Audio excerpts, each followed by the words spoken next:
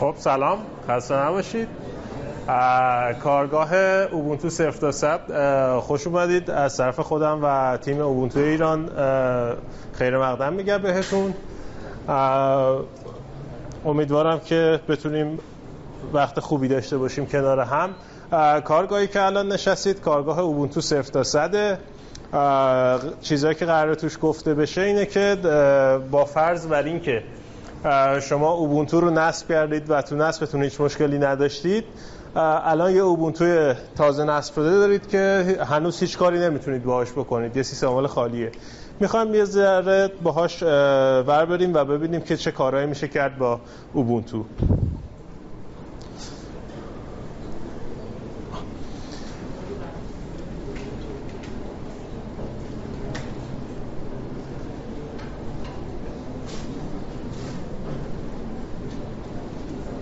خب اولین چیزی که توی اوبونتو باهاش کار دارید، اول یه توضیحی راجع به خود محیط اصلا اوبونتو چی هست. اوبونتو همونجور که میدونید یه توزیع از سیستم عامل گنو لینوکس، نرم افزار آزاده، میتونید کداشو ببینید، تغییر بدید، خودتون منتشر کنید. هر جایی که فکر میکنید به کارتون نمیاد یا برای کارتون چیزی لازمه و این تو نیست، میتونید کدشو بگیرید بهش اضافه کنید و روی اینترنت بذارید بقیه هم استفاده کنن. به طور خاص توزیع اوبونتو به صورت پیش‌فرض از میزکار یونیتی استفاده میکنه. این میزکاری که شما اینجا میبینید یونیتی در حقیقت یه میزکار کامل نیست، در حقیقت از میزکار گنوم استفاده میکنه و یک پوسته بر روی میزکار گنوم به اسم پوسته یونیتی. همونطور که میبینید اینجا یه دسکتاپ دارید، روی این دسکتاپ ترجیحاً فایل قرار نیست بذارید، دسکتاپ جای فایل گذاشتن نیست. روی دسکتاپ میتونید خالی باشه، میتونید عکسایی که دوست دارید رو بذارید یا ویجت های مختلف روش بذارید. سمت چپتون یک نواری هست به اسم نوار اجراگر. توی نوار اجراگر شما کلید دش رو دارید، برنامه هایی که داخلش پین کردید و گذاشتید اونجا باشه و همینطور سطل زبالتون که فایلایی که پاک میکنید میره اونجا. این بالا هم یک قسمتی هست، یک نواری هست به اسم تابلو یونیتی. توی تابلو یونیتی شما چی میبینید؟ تنظیمات سیستم رو اینجا میبینید، ساعت، صدا، باتری، زبان، شبکه و هر چیزی که احتیاج به نشانگر داشته باشه در قالب یه سری نشانگرها اینجا قرار میگیره. به هر کدوم از اینا میگیم نشانگر توان، نشانگر ساعت، نشانگر صدا و الان خیلی چیزا این رو ممکنه نباشه. وقتی که شما از برنامه‌های دیگه استفاده کنید به ترتیب نشونگرهاشون اضافه میشه. اگه بتونیم این الان سیستم خودمه، میزکاریه که خودم دارم، میبینید که روش مثلا برای ایمیل، برای دیکشنری، تقویم و غیره هم نشونگراش اضافه شده. و توی حالت تازه نصب شده‌ای که داریم این سیستم خالی ساده شه. اولین جایی که احتمالاً ازش شروع میکنیم توی نشانگر توان یه قسمتی هست به اسم تنظیمات سامانه. توی تنظیمات سامانه به 3 قسمت تقسیم میشه: تنظیمات شخصی، سخت افزاری و سیستمی. بتونید هر کدوم از این قسمت ها رو به دلخواه خودتون تغییر بدید، عکس پس زمینه رو عوض کنید، تمش رو عوض کنید، عکس دیگه اضافه کنید، سایز این آیکون هایی که توی اجراگر هستن رو تغییر بدید، یا اینکه کارهای دیگه میتونید بکنید، مثل اینکه اینو اوتو هاید کنید، وقتی استفاده نمیشه لانچر بره اون سمت دیده نشه دیگه. این واسه خودمه. چرا؟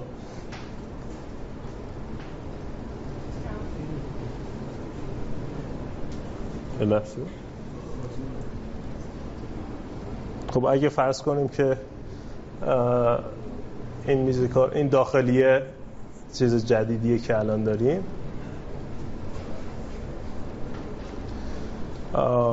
میتونید این تغییرات رو روش بدید. این اوتو هاید میشه. میتونید ورک اسپیس های مختلف رو فعال کنید که در هر لحظه بتونید چند تا ورک اسپیس داشته باشید. یا تغییرات دیگه‌ای مثل اینکه منوها کجا دیده بشه. در حالت عادی منوها این بالا دیده میشه داخل تابلو یونیتی. توی هر برنامه که باشید منوهاش این بالاست، چه در حالت بیشینه باشید چه در حالت معمولی باشید منوها اینجاست. میتونید از اینجا تغییرش بدید بیارید داخل خود پنجره ها که اینجا بیاد. فعلا کاری نداریم، همون تنظیمات پیش‌فرض خودش میذاریم باشه.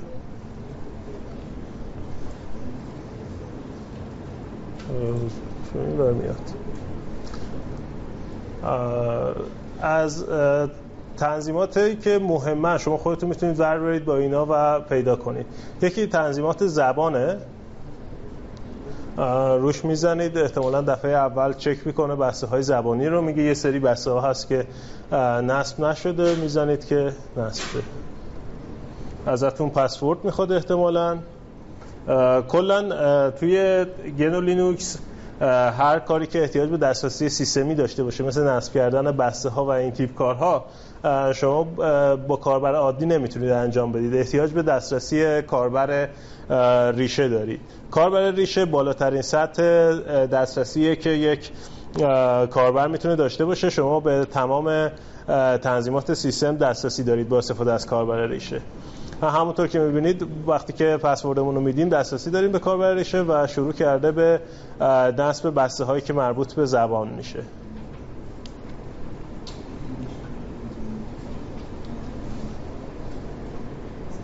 چون طول میکشه. خب این میره تا آخر، اگه موافقید کنسل کنیم دیگه، خیلی چیز عجیبی نیست. جان بعد اگه سوال داشتید دستتون رو بلند کنید همینجا سوالا رو جواب بدیم. آره یکم بلندتر هم صحبت کنید. نخواهیم بقیه زبان‌ها غیر از انگلیسی و فارسی نصب بشه؟ در حالت عادی هیچ زبان دیگه‌ای نصب نمیشه. شما آره برای انگلیسی و فارسی بود. میاد اینجا توی اینستال ریموو لنگویج این بسته های نصب نشدن. الان چیزایی که نصب شده یکی انگلیسیه که تیک خورده بغلش و یکی هم فارسی هنوز تیکش نخورده. میتونید تیکشو بزنید و اپلای چنج کنید، شروع میکنه به نصب بسته های زبان فارسی.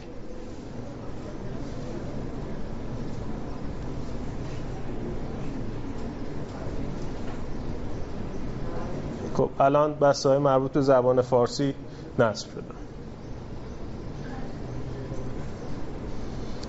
آنلاین اکانت میتونید حسابایی که دارید فیسبوک، گوگل، یاهو، جبر و حالا چیزهای دیگه میتونید اضافه کنید بهش اگه برنامه‌هاشو داشته باشید. توییترتون، IRC و هر سیستم دیگه‌ای رو میتونید از اینجا اضافه کنید و وقتی که اضافه میکنید میشه توی برنامه‌هایی مثل سرچ گوگل درایو، شاتبل که برای عکساتونه، عکسایی که روی فیسبوک و گوگل دارید میتونید باهاش سرچ کنید، امپسی برای چت یاهو، جیمیل، IRC، جبر، هر چیز دیگه‌ای، سرچ عکس‌ها و برنامه‌های دیگه از این دست میتونن از اینا استفاده کنن.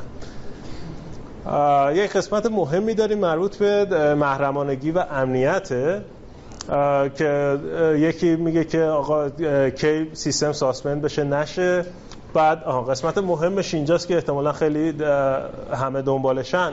در حالت عادی اوبونتو تمام کارهایی که شما میکنید و توی خودش ذخیره میکنه ترکشو و به جای ارسال نمیکنه مثل سیستم عامل‌های دیگه، ولی توی خودش نگه میداره برای اینکه بتونه یه تجربه بهتری به شما بده. چون از اونجایی که شما اگه یه برنامه رو خیلی استفاده کنید میفهمه این برنامه مورد علاقه شماست و اونو زودتر توی نتایج جستجو نشون میده.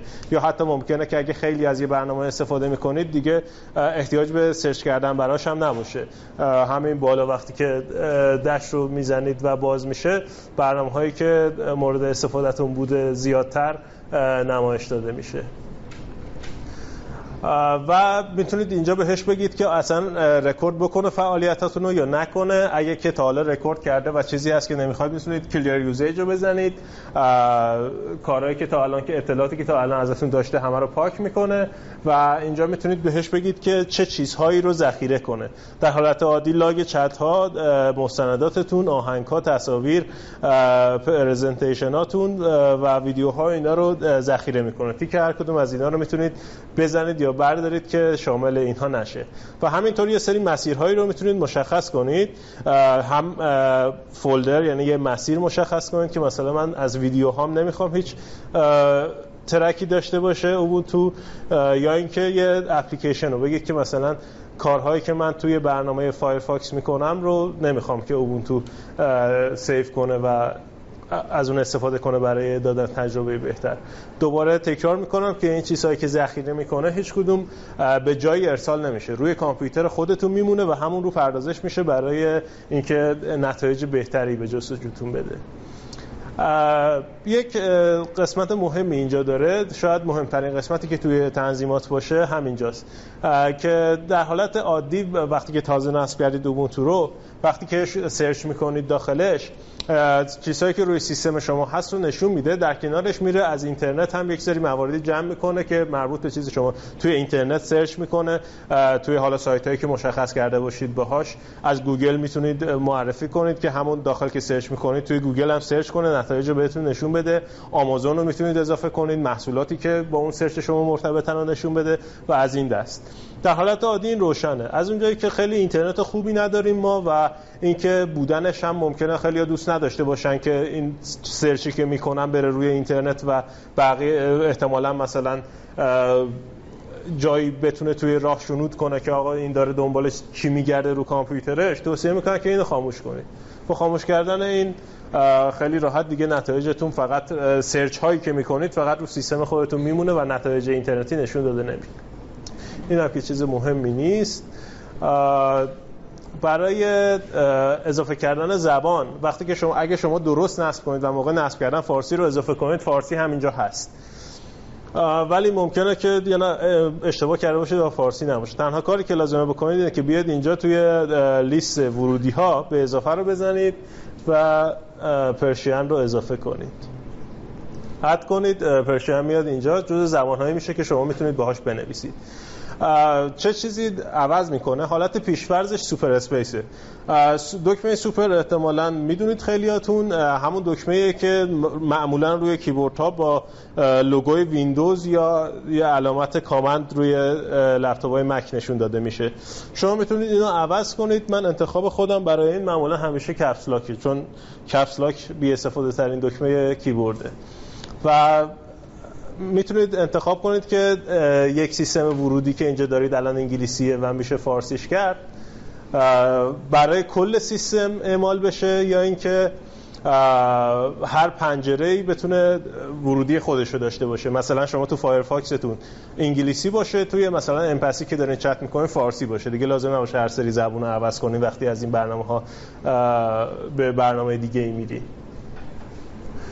تنظیمات بلوتوثتون، رنگ هایی که نمایش میده روی مانیتور، خود مانیتور که چه اندازه‌ای باشه، چه شکلی باشه، تنظیمات کیبوردتون که سرعت و ایناشه، شورتکات میتونین تعیین کنین برای کیبوردتون، تنظیمات موس و تاچ پد، تنظیمات شبکه است، میتونین پروکسی تعریف کنین، میتونین خیلی کارهای دیگه بکنین باش، وی پی ام بزنین و از این داستان ها. تنظیمات مربوط به پاور که وقتی درشو میبندین چیکار کنه، وقتی باتریش کمه چیکار کنه، پرینتر، تنظیمات صدا، تبلت گرافیکی، اینا توی قسمت سخت افزارهای مختلفی که میتونید بهش نصب کنید. توی قسمت سیستمی هم میتونید تنظیم کنید که براتون به صورت دوره‌ای بکاپ بگیره، یا مثلا هر وقت یه هارد به خصوصی رو وصل کردین روی اون هارد شروع کنه به بکاپ گرفتن از داده‌هایی که مشخص می‌کنین از چیا بکاپ بگیره. قسمت دیتیلز احتمالاً جاییه که وقتی یه سیستم جدید می‌بینید اولین بار بهش مراجعه می‌کنید، میگه چه سیستم عاملی داره، اسمش چیه، چقدر رم داره، پردازندش چیه، گرافیکش چیه. همونطور که می‌بینید اینو من روی ماشین مجازی ویژوال باکس نصب کردم، بنابراین این تنظیمات خود سیستم هم نیست، این تنظیمات ویژوال باکس، تنظیمات خود سیستم هم میشه از اینجا دید. این خود سیستم منه که تینک پدیه که دارم. لندسکیپ به درد کاربر خونگی نمیخوره، برای شرکت در ادارات و ایناست که بتونید با چند تا مثلا بالای 100 تا 200 تا دستگاه مختلف و همزمان با همدیگه کنترل کنید و مدیریتشون کنید. یه قسمت مهمی که اینجا هست، شاید بعد از سکیوریتی این مهمترین چیزی باشه که تو این قسمته، نرم افزارها و به روز رسانی هاست. چهار تا مخزن داره. اولا توضیح بدم که ما توی گنو لینوکس مثل ویندوز نمیریم برای نصب کردن یه برنامه CD شو بخریم از بیرون، بعد اون CD رو بگیریم بیاریم بذاریم تو دستگاهمون، نکس بزنیم و نصب بشه. خیلی ویندوز روش سختی داره برای نصب کردن برنامه. توی گنو لینوکس خیلی راحت تره این داستان. ما یه سری مخزن داریم که توش یه سری برنامه اون توزیع کننده ما گذاشته و برنامه هایی که ما میخوایم اونجا هست. ما فقط میریم از توی یه لیستی انتخاب میکنیم. حالا جلوتر میبینید یه لیستی داره، توش سرچ میکنید برنامه که میخواید رو انتخاب میکنید و میگید من این برنامه رو میخوام. این برنامه شروع میکنه نصب شدن. هیچ نیازی به دردسرهای اضافی که توی ویندوز میکشیدید نیست. حالا 4 تا مخزن اصلی داریم توی اوبونتو. مخزن مین، یونیورس، رستریکتد و مولتیورس. مخزن مین چیه؟ مخزن مین مخزنیه که توش نرم افزارهای آزاد هستن و این نرم افزارها توسط خود اوبونتو پشتیبانی میشن. اگه مشکلی داشته باشه خود اوبونتو براشون آپدیت میده و تضمین میکنه که هر برنامه‌ای که توی مخزن مین باشه شما تا آخر دوره بروز رسانیش براش بروز رسانی‌های منظم از طرف اوبونتو دریافت میکنید. بزرگترین مخزنی که داریم اما مخزن یونیورسه. مخزن یونیورس چیه؟ مخزن یونیورس نرم افزارهای آزادی هستن که توسط جامعه کاربریشون توسعه داده میشن و آپدیت میشن. اکثر برنامه‌هایی که ما نصب می‌کنیم از مخزن یونیورسه و بعد از اون دومیش مین میشه، ولی بزرگترینش یونیورسه و لیست فقط برنامه‌هایی که جالبه بدونید دیگه، آره لیست برنامه‌هایی که توی یونیورس هستن به صورت متن خالی فقط اسمشون و اینکه چیکار میکنه بیشتر از 6 مگ لیست برنامه است. آره جا آره. مخزن سومی که داریم مخزن رستریکتده. مخزن رستریکتد چیه؟ توش درایورهای سخت افزارهای شماست که لزوما هم نرم افزار آزاد نیستن. مثلا چی؟ مثلا شما برای کارت گرافیکتون ممکنه احتیاج به درایور جدا داشته باشید. یه توضیح هم بدم، کلا توی گنو لینوکس شما احتیاج نیست که درایور نصب کنید مثل اون چیزی که تو ویندوز دارید. من مثلا اگه ویندوز نصب میکنم باید یه سی دی درایوراشو بذارم، حالا در بهترین حالت سی دی مادربرد یا خود اون لپتاپ هست. اگر که نه خودتون سرهم کرده باشید باید برید دونه دونه درایورهای قطعات مختلفی که سرهم کردید رو بگیرید و نصب کنید. اما گنو لینوکس خودش میشناسه سخت افزارهای شما رو و درایورهاش داخل کرنل گنو لینوکس که همون لینوکسش میشه وجود داره. شما لازم نیست کار خاصی بکنید. منتها از اونجایی که لینوکس یک نرم افزار آزاده نمیتونه توش درایورهایی که آزاد نیستن رو داشته باشه. برای همین یه مخازنی وجود داره به اسم مخزن رستریکتد که سازنده هایی که درایور آزاد نمیدن برای محصولاتشون یا کسی براشون درایور آزاد به روش مهندسی معکوس ننوشته، درایورهاش داخل این مخزنه و شما وقتی که بخواید از اون سخت افزار استفاده کنید خیلی راحت از این مخزن استفاده میکنید و درایورشون نصب میکنید. و مخزن آخر که خیلی مخزن کوچیکیه، شاید خیلی تعداد انگشت شماری برنامه توشه، نرم افزارهایی هستن که کپی رایت دارن یا مشکلات حقوقی دارن و خود اوبونتو نمیتونه اونها رو داخل خودشون بذاره. مثل چی؟ مثل یه سری کدک های مخصوصی که توی یک سری از نقاط جهان توزیع کردنشون با سیستم عامل مشکل حقوقی داره.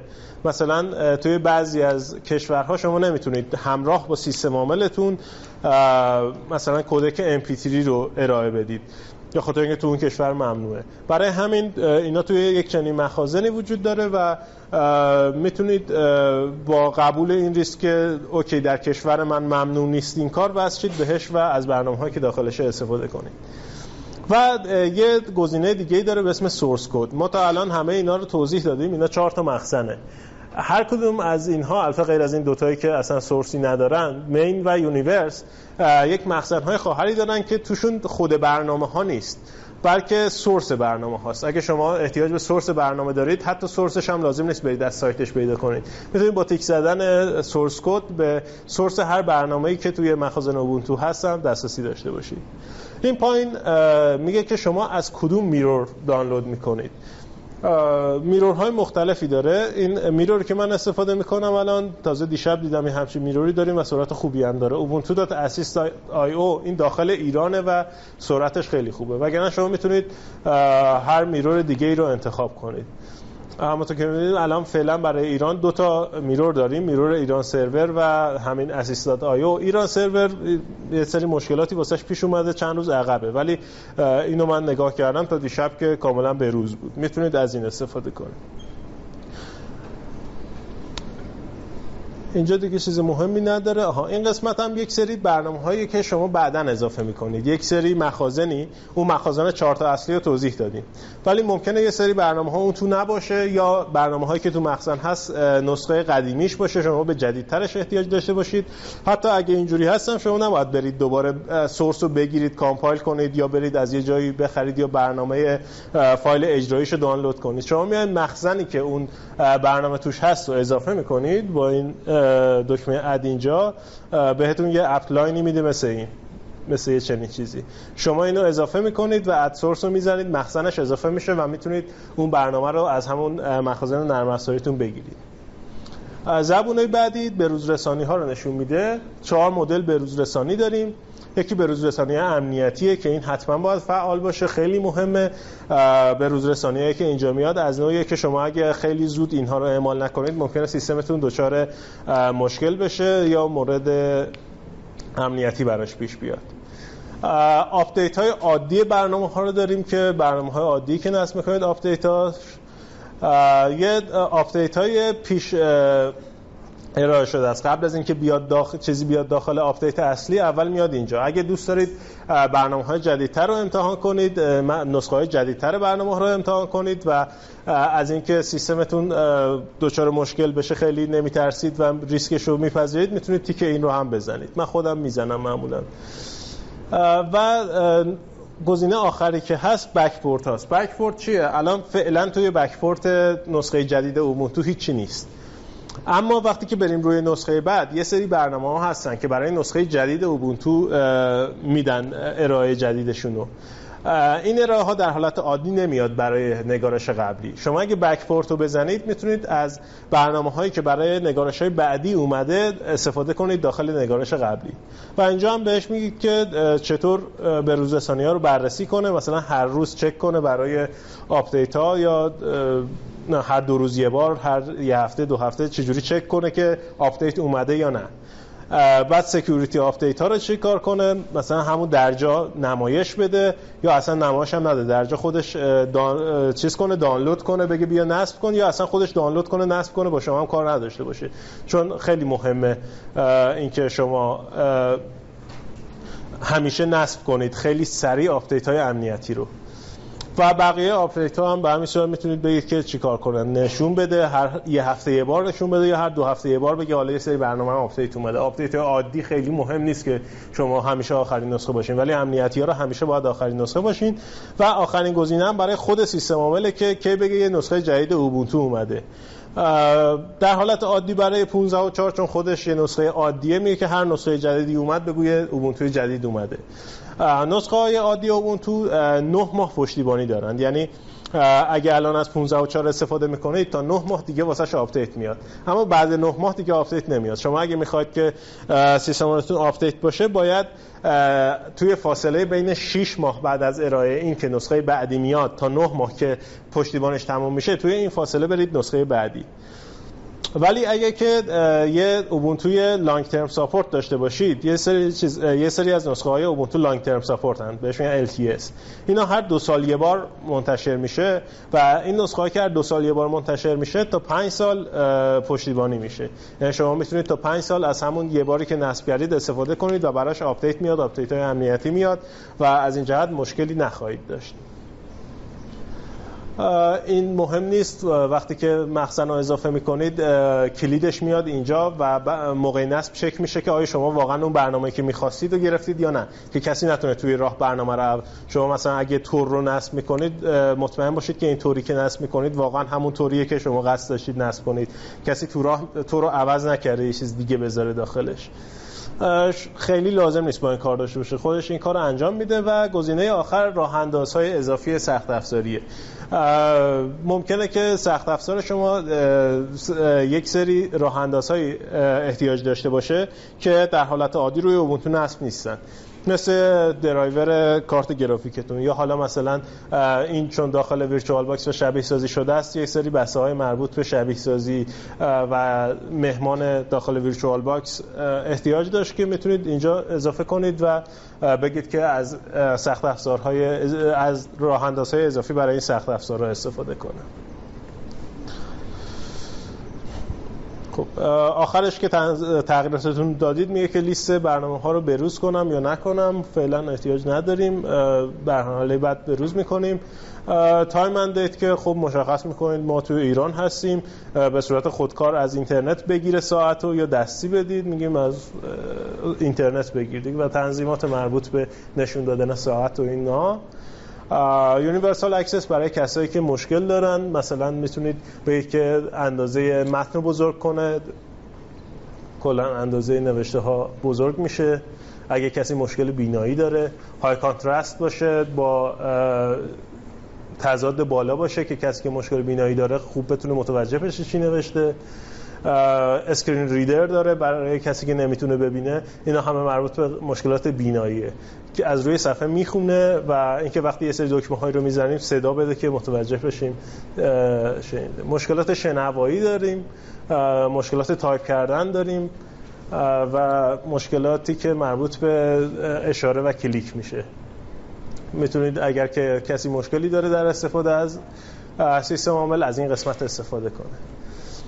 و آخرین چیزی که اینجا داریم مربوط به کاربرامونه.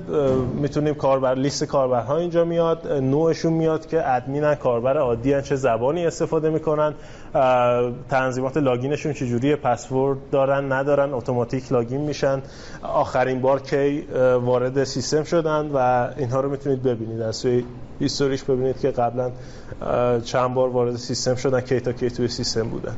و اینا رو فقط کسی که ادمین باشه و کاربر ریشه باشه میتونه ببینه، هر کسی نمیتونه ببینه. خب این قسمت مربوط به تنظیماتش بود. کسی اگه سوالی نداره بریم قسمت بعدی. اگه سوالی داره بپرسید.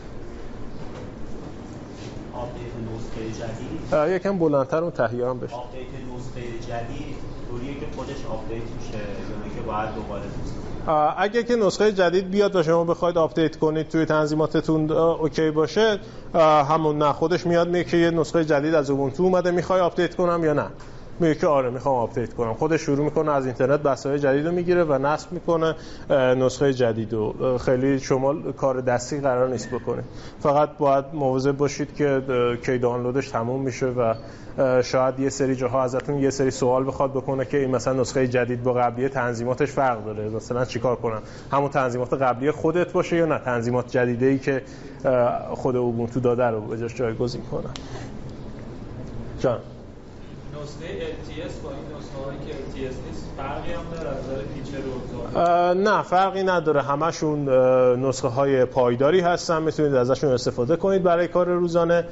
میگم تنها فرقش توی مدت پشتیبانیشونه که اون 5 ساله اون 2 سال. اون بیشتر برای کسایی که یه کار تجاری دارن، مثل سروری چیزی دارن و میخوان استفاده کنن و مطمئن باشن که حداقل تا 5 سال لازم نیست دست بزنن بهش.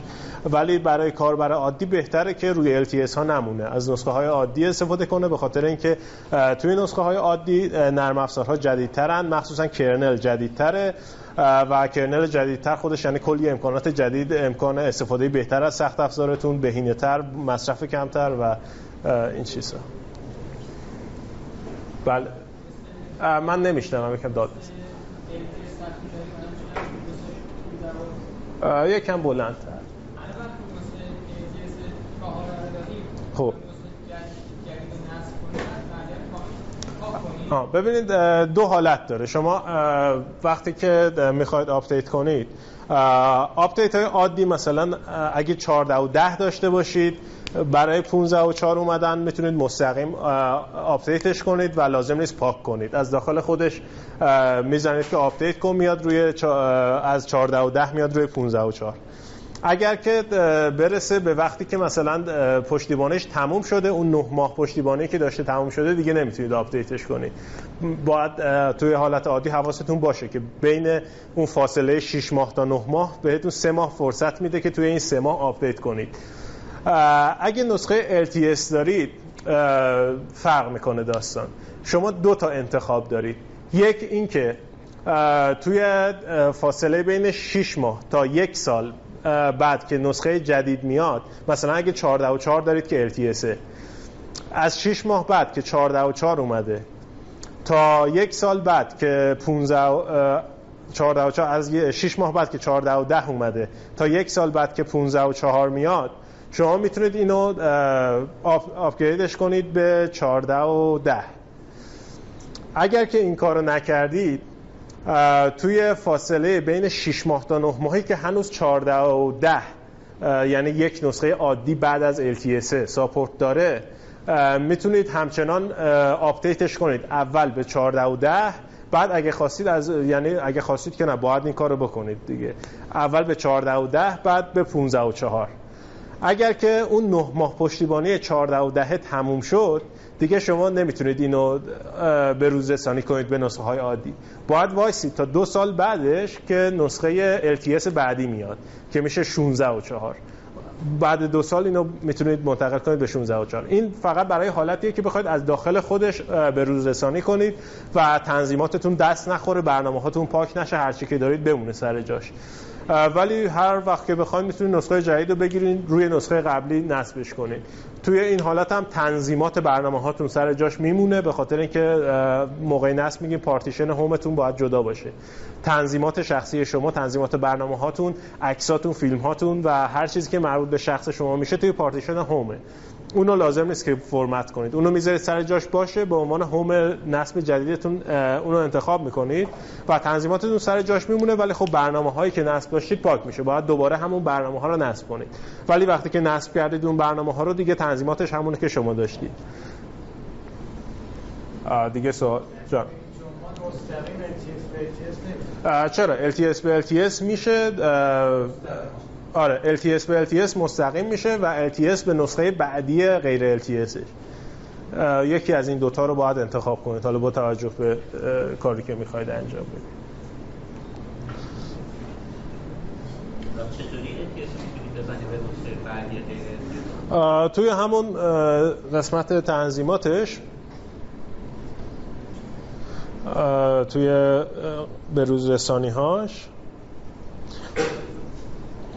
اینو میارید میگید که for any new version، برای هر نسخه جدیدی، یعنی هر چیزی که اومد شامل غیر LTS ها بهتون میگه که یه نسخه جدید اومده.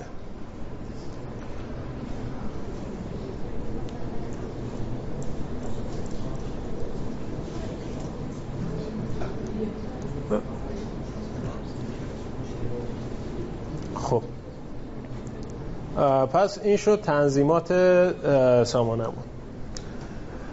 کار دیگه ای که باید بکنیم بعدش، چون نمیاد فعلا ببندیم، اینه که سیستممون رو به روز رسانی کنیم. اولین کاری که بعد از نصب یه سیستم میکنیم اینه که سیستممون رو آپدیتش کنیم.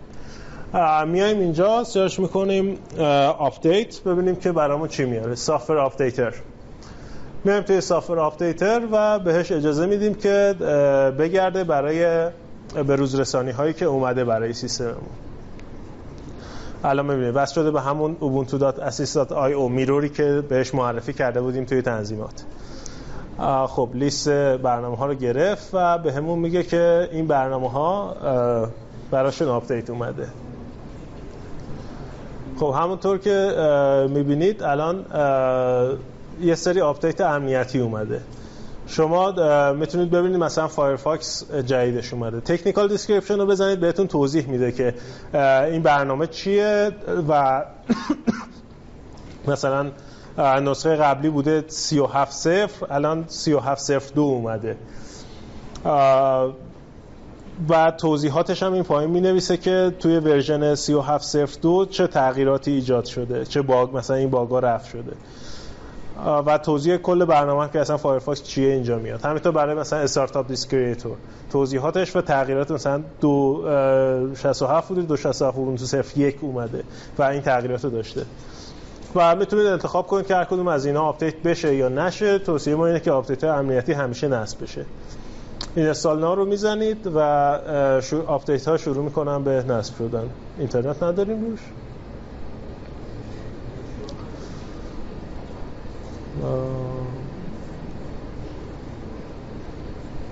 فکر کنم که توی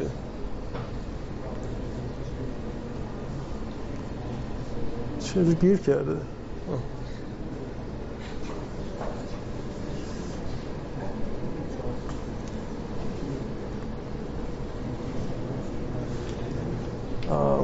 یه تنظیمات سیستم خودم رو باید تغییر بدم که اینترنت بیاد اینجا.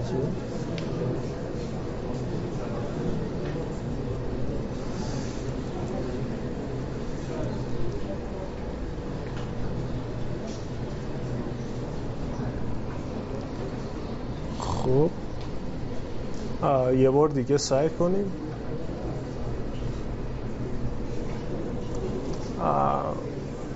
پینگ میگیره. الان درست شد.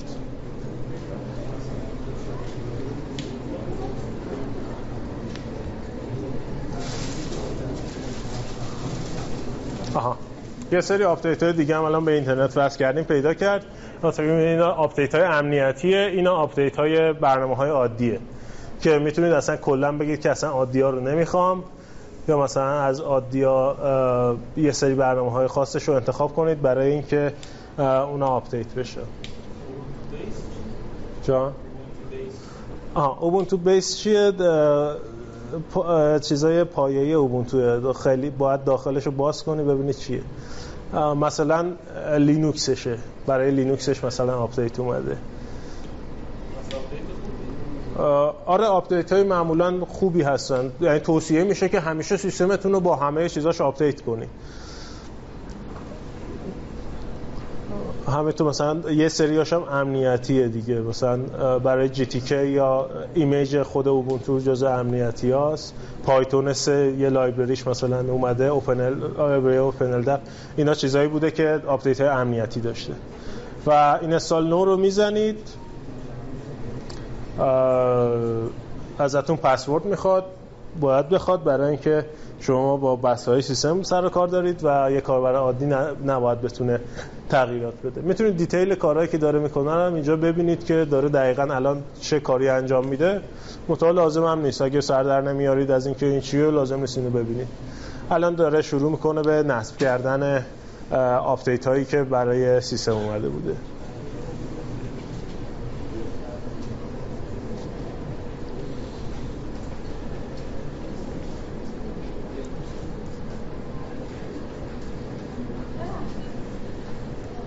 بله یکم بلندتر غیب شده.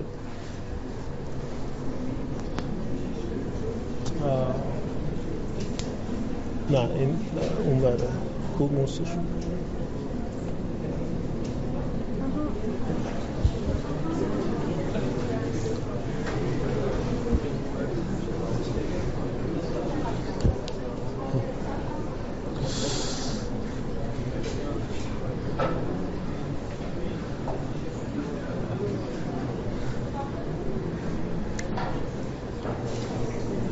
وایسیم همشون هست، کنسل هم نداره.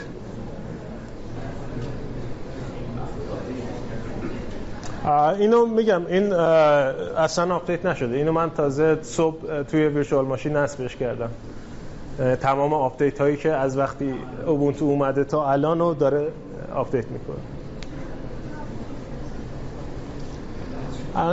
این بالا توضیح میده دیگه، مثلا الان داره لینوکس ایمیج اکسترای 3.19 رو نصب میکنه، الان هدراشو داره نصب میکنه.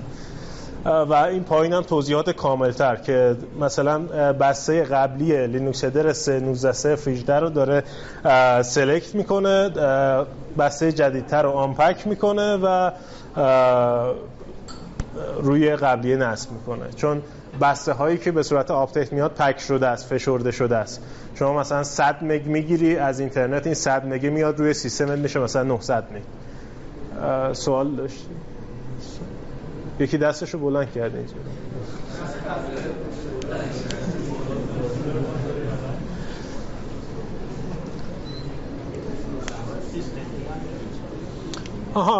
یک فرقی کرده این نسخه با نسخه های قبلی توی سیستم بوت شدنش و اجرای سرویس هاشه. قبلا از یه سیستمی استفاده میکرد به اسم init v یا init 5 در حقیقت که یعنی هم اکثر توزیع‌ها از این استفاده میکردن خیلی وقت پیش. بعد از init 5 خود اوبونتو اومد یه سیستمی رو معرفی کرد به اسم سیستم آپ استارت که نسبت به init 5 خیلی مزیت‌های بیشتری داشت. میتونست موقع شروع چند تا برنامه، چند تا سرویس رو به صورت همزمان و موازی با هم دیگه اجرا کنه. خیلی سرعت بوت رو بهتر میکرد. تا اینکه چند وقت پیش یه سری افرادی اومدن یه برنامه‌ای نوشتن به اسم سیستم دی که سیستم دی هم تقریبا همین کارها رو میکرد و خیلی کارهای دیگه.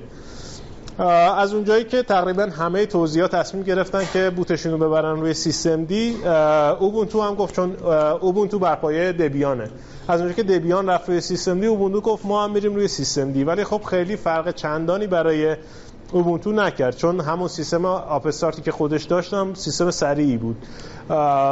تنها